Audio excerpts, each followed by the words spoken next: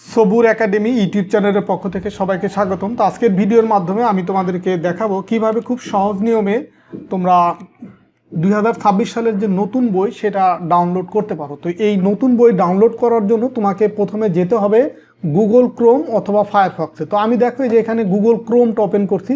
তুমি চাইলে কিন্তু এই যে ফায়ারফক্স এইটার মাধ্যমেও তুমি ডাউনলোড করতে পারো। তো দুটার মধ্যে একই নিয়ম। তো আমি এই যে গুগল ক্রোমে যাওয়ার পরে এই যে সার্চ বার এইখানে লিখবো কি NCTB, এটা লিখে আমি ইন্টার চাপ দেবো। তিনটার চাপ দেওয়ার পরে প্রথম যে ওয়েবসাইটের লিঙ্কটা আসবে, যে NCTB ওয়েবসাইটের যে লিঙ্ক, এইখানে ক্লিক করব।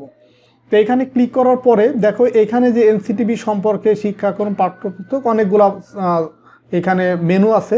তো তুমি এখান থেকে যাবে যে পাঠ্যপুস্তকে যাওয়ার পরে দেখবা এখানে 26, 25, 24 সিরিয়ালি বিভিন্ন বছরের বইগুলো সাজানো আছে। তো আমি এখান থেকে প্রথমটায় যাব, যেহেতু আমরা 2026 সালের নতুন বই ডাউনলোড করব। এই 2026 শিক্ষাবর্ষের সকল স্তরের পাঠ্যপুস্তক এটা ক্লিক করব।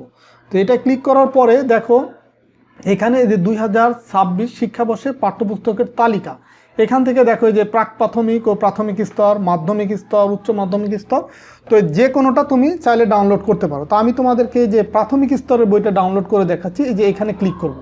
তো এখানে ক্লিক করার পরে দেখো এই যে 2026 শিক্ষাবর্ষে প্রাক প্রাথমিক ও প্রাথমিক স্তর। তো এই যে এটা হচ্ছে প্রাক প্রাথমিক, মানে ক্লাস 1-এর আগের যে ক্লাস সেটার বই এখানে। আর প্রাথমিক স্তর মানে হচ্ছে ক্লাস 1 থেকে ক্লাস 5 পর্যন্ত যে বইগুলো আছে এইখানে পাবা। আর ইবতেদায়ী স্তর বলতে দাখিল মাদ্রাসার যে ক্লাস 1 থেকে 5 পর্যন্ত যে বই সেগুলো আছে এখানে সিরিয়ালি সাজানো আছে। আর এখানে আছে ক্ষুদ্র নৃগোষ্ঠীর বিভিন্ন স্তরের বই আছে। তো আমি এখান থেকে তোমাদেরকে প্রাথমিক স্তরের ধরো পঞ্চম শ্রেণীর একটা বই ডাউনলোড করে দেখাচ্ছি। তুমি চাইলে কিন্তু সবগুলোই ডাউনলোড করতে পারবা। তো দেখো এই যে পঞ্চম শ্রেণীতে এখানে ক্লিক করলাম। ক্লিক করার পরে এই দেখো এই যে ওয়েবসাইট ওপেন করার পরে যে একটু নিচের দিকে যাওয়া স্ক্রল করে 2026 শিক্ষাবর্ষের প্রাথমিক স্তরের পঞ্চম শ্রেণীর পাঠ্যপুস্তক। তো এখানে দেখো সবগুলা বই কিন্তু এখানে নাম দেওয়া আছে এবং ডাউনলোড লিঙ্ক দেওয়া আছে। ধরো আমি এই প্রাথমিক গণিত এটা ডাউনলোড করব, তাহলে দেখো যে ডাউনলোড লিঙ্ক 1, ডাউনলোড লিঙ্ক 2, তো যে কোনোটা ক্লিক করলেই হবে। আর এটা হচ্ছে ডান পাশের, এটা হচ্ছে ইংরেজি ভার্সন। তো ইংরেজি ভার্সন আমাদের দরকার নাই, তবে যাদের দরকার তারা এখান থেকে ডাউনলোড করবা। আর এই বাম পাশের এগুলো হচ্ছে বাংলা ভার্সন। তো আমি প্রাথমিক গণিতের বাংলা ভার্সনের এই ডাউনলোড লিঙ্ক 1-এ ক্লিক করবো। যে এইটাই ক্লিক করার পরে দেখো যে ক্লিক করলাম। ক্লিক করার পরে পুরো বইটাই যে ওপেন হয়ে গেল। এই দেখো পুরা প্রাথমিক শ্রেণীর এই যে পুরা বইটা ওপেন হয়ে গেল, পঞ্চম শ্রেণীর গণিত বই।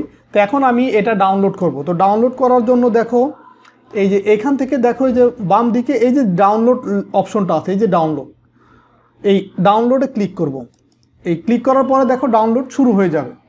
একটু ওয়েট করবা, দেখো যে ডাউনলোডটা শুরু হয়ে যাবে।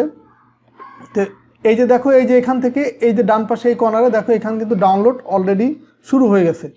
এই যে এখানে কিন্তু আমরা এই যে ডাউনলোড বারটা দেখতে পাচ্ছি শুরু হয়ে গেছে। তো তোমাদের বই পেতে হয়তো যদি একটু দেরিও হয়, তোমরা কিন্তু এইভাবে অনলাইনের মাধ্যমে এই PDF ভার্সনটা ডাউনলোড করে পড়ালেখা শুরু করে দিতে পারো। তো এই যে দেখো ডাউনলোড হয়ে গেছে। তো ডাউনলোড কোথায় হলো সেটা তোমাদেরকে দেখাচ্ছি। এই দেখো এখানে এই যে একটা ক্লিক করার পরে এই যে চলে আসলো অপশনটা, এই যে ম্যাথ। এই যে দেখো এই যে মাত্র যে বইটা ডাউনলোড করলাম, তো এখানে রাইট বাটন ক্লিক করার পরে শো ইন ফোল্ডার, মানে তোমার এই যে ডাউনলোড যে ফোল্ডার আছে সেই ডাউনলোড ফোল্ডারের ভিতরে এই দেখো এই যে এখানে এই বইটা আমি মাত্র ডাউনলোড করলাম। তো এখন আমি এটা যদি ডাবল ক্লিক করি, দেখো এই যে বইটা এই যে ওপেন হয়ে গেল।